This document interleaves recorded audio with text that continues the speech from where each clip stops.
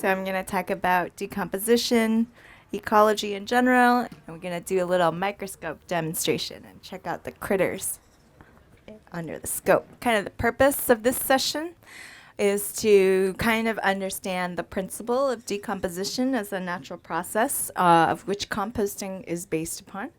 So kind of looking at the biochemistry and ecology of decomposition as a way to inform and understand the compost management process. Basically trying to orient, like why do you manage your compost the way you do? Framing it under an ecological context.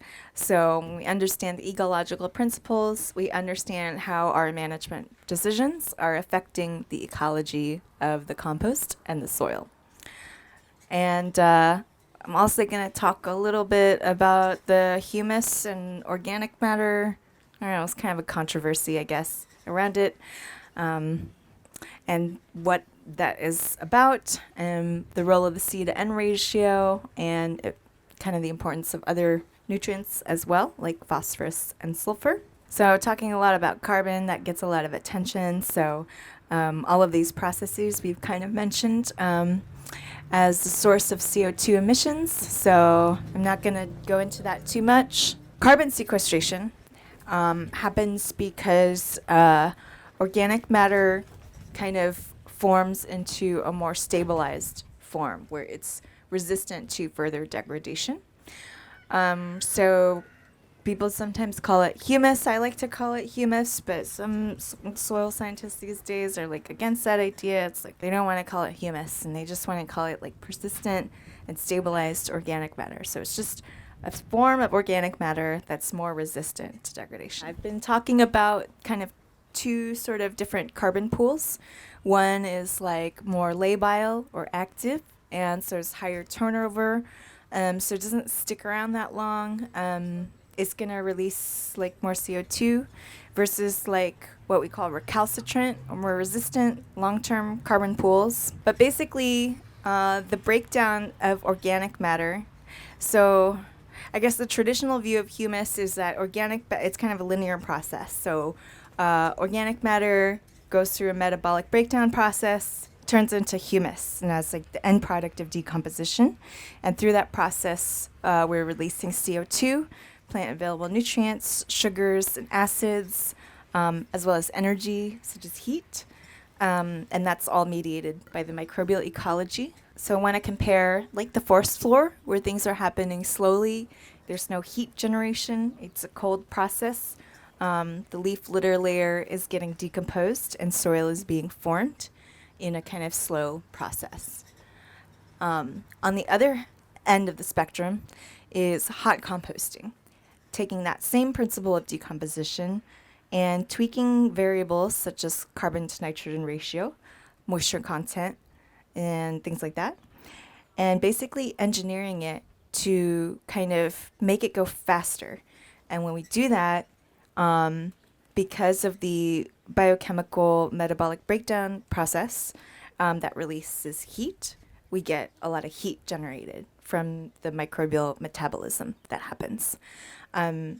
So kind of just looking at the spectrum of decomposition from slow, cold, natural ecosystem to kind of an engineered process that happens very quickly and generates a lot of heat. So I just want to take a look at some of the biochemistry involved.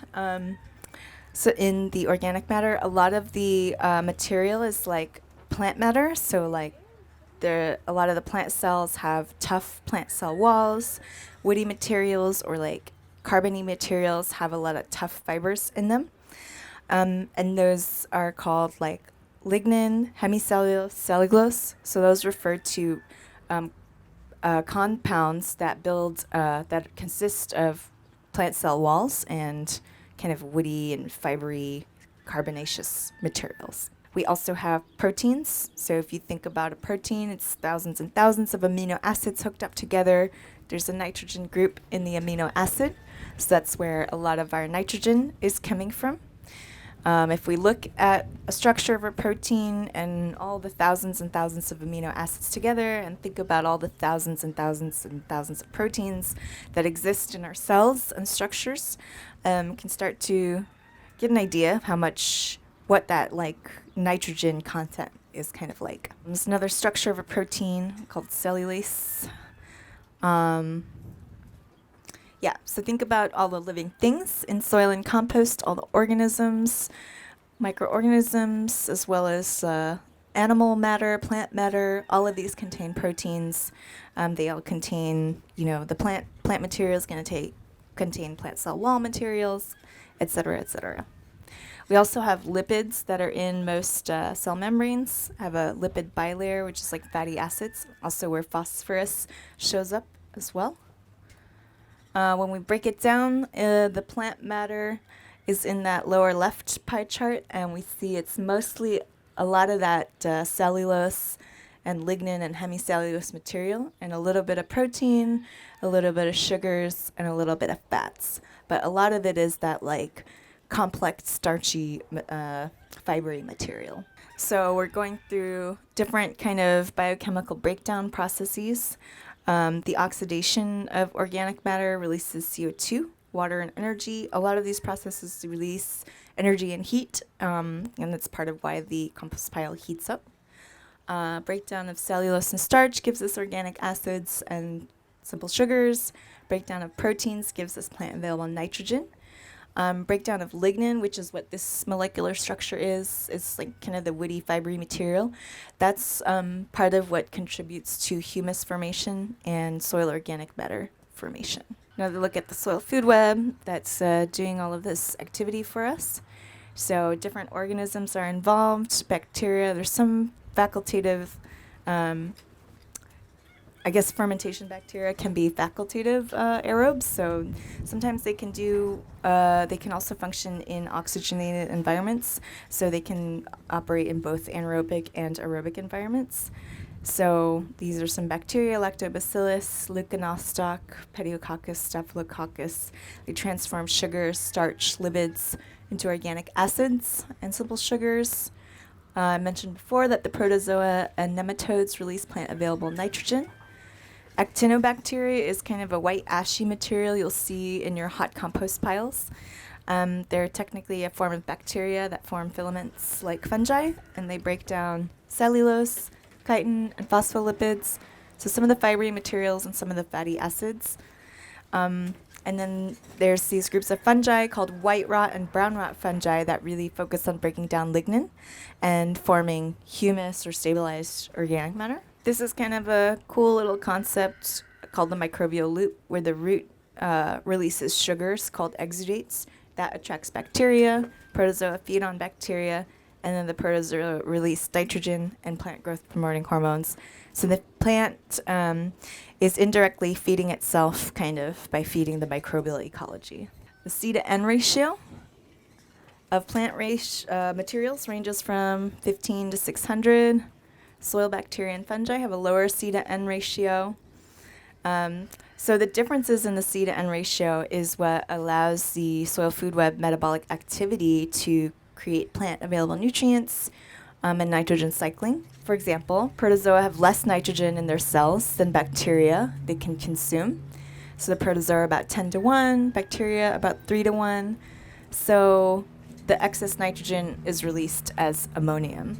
So that's a little bit of the contribution of the C to N ratio to the nutrient cycling. There's new research that kind of says that the ratios of phosphorus and sulfur are also important in building organic matter. So there's some studies that cite like this kind of complex ratio of carbon to nitrogen to phosphorus to sulfur as some what's helpful to really create like the humus, the more persistent and stabilized organic matter. One of the issues with humus concept is that it was based on like kind of toxic chemical extractions of soil organic matter, and so it's more of a chemical based perspective based on like the molecular structure of humus. It was also more of a linear kind of process from start of fresh organic matter to finished humus. But the new kind of view is that it's not so rooted in the chemical structure of the organic matter, and it's a dynamic process. It's more of a continuum of like kind of fresh or active organic matter to more persistent and stabilized organic matter. And the chemistry is part of it, but it's more of an ecosystem process. It depends on the microbiology as well as the mineralogy of the soil. So it's a dynamic and interactive process. The old view was that humus was that large complex molecule, and it's a colloid shape. I want to say that's maybe still kind of true, but some of the new views are like saying that it doesn't have to be that way. So that it could be like, simple molecules could be bound together too in the stabilized organic matter. So the old view was that this linear process where microbes, especially fungi, kind of condense lignin into humus. So like a lot of your carbonaceous materials and fungal foods help contribute to humus formation. So this is kind of like the molecular structure of humic and fulvic acids. So this is kind of the new view. It's like a soil continuum model. There's kind of dynamic interactivity happening at all scales, from your fresh residues to smaller segments. And there's exchanges happening at every level when it kind of reduces in complexity and gets smaller and smaller. So the idea is that it's a continuum. It's a mix of like potentially fresh and potentially like more degraded materials, but the property of it being like more persistent or stabilized has to do with some delicate balance of microbial ecology and mineralogy that's able to protect the organic matter. So it's a little bit nebulous to explain, but that's kind of the best kind of perspective that I can share about it.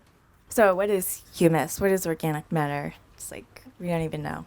So what some of the new views are saying is that it's not just like the further degraded materials that are stable organic matter. It could also be some of the active materials. So anyway, there's different thoughts about organic matter stabilization, but the main thing is that we are trying to strive for stable organic matter, long-term organic matter. That's how our carbon sequestration happens.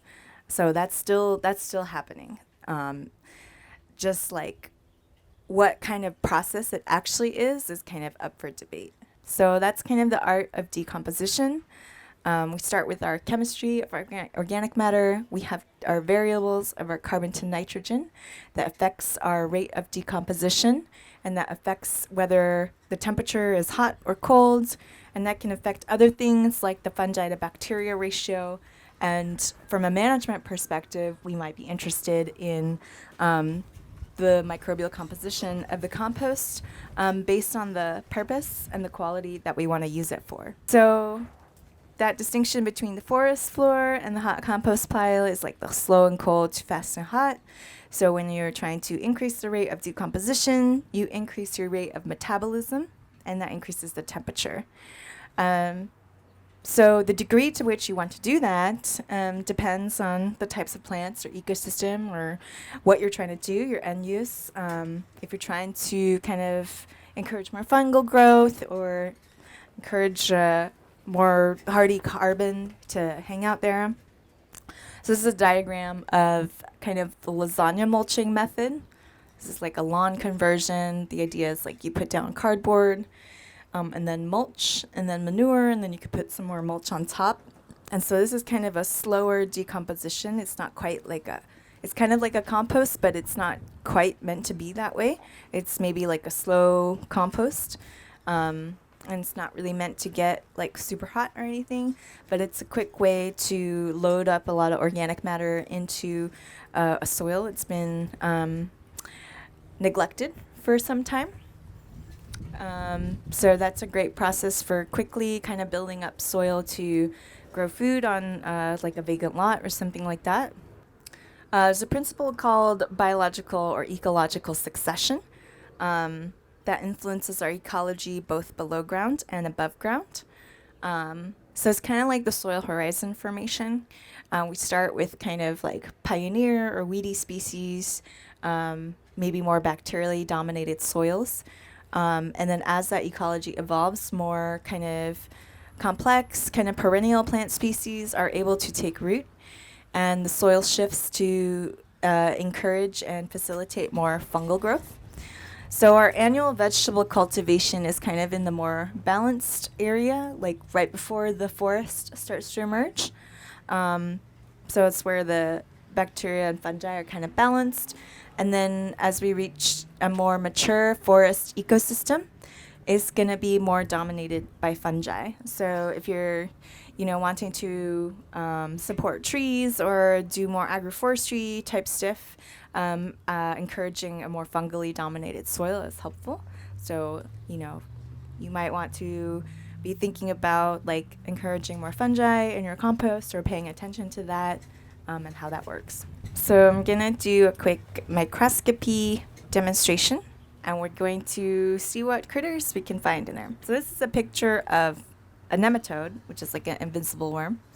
And it's always fun to find nematodes in the compost because they kind of are indicators of a more mature and stable and evolved ecosystem, because they're like higher trophic level. And actually, field of research of nematology, like people do like really intense quantification and identification of nematode, and there's different indices where you can calculate kind of a maturity index of the ecosystem.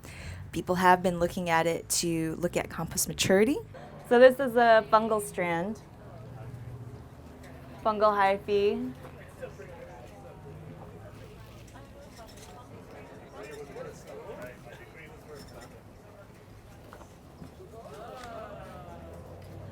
This is the Buena Vista field soil that's been amended. So you can't really tell here, but the way that you identify fungi is by, they have like septae, which is the kind of black lines. So you would see like segments basically. So you can't really see them here, but there would be like segments here, so you could see that under the scope. So that's how you kind of identify and distinguish fungi between like a root fiber or an actinobacteria or some other random fiber, is through those septae. And they should be pretty regular. Sometimes they branch. So there's a lot of little particles in here. This is like pretty blurry, but some of the darker colored particles are going to be like your organic matter particles. And then there's also kind of clear colored particles. Those are kind of like crystals or minerals or salts that are in your soil solution. And then it's hard to see here, but there's going to be like tiny little dots, tiny little circles wiggling around. Those are your bacteria. And then sometimes we come across the protozoa, which are differently shaped, like amoeba, or typically like kind of oval shaped. And then there's other like kind of swimming protozoa that have like tails on them. Sometimes we see nematodes. Kind of what we're looking at is like the relative abundance of organisms, whether we see representation from different groups.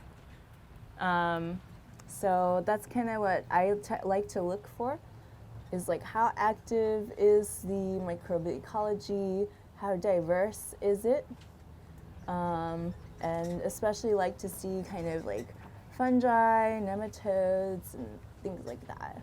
Just wanted to show you guys some evidence of the microbial ecology in here. This is a big kind of circle, so that might be a type of protozoa. There's a type called the cercozoa that is kind of like this big circle kind of shape. And the protozoa are multicellular organisms, so they're much bigger than bacteria. Bacteria are going to be these tiny little circles that are wiggling around. And then the protozoa feed on the bacteria. So sometimes you can see like, a big oval with a bunch of little like, circles in it. So you can see like the bacteria inside of it.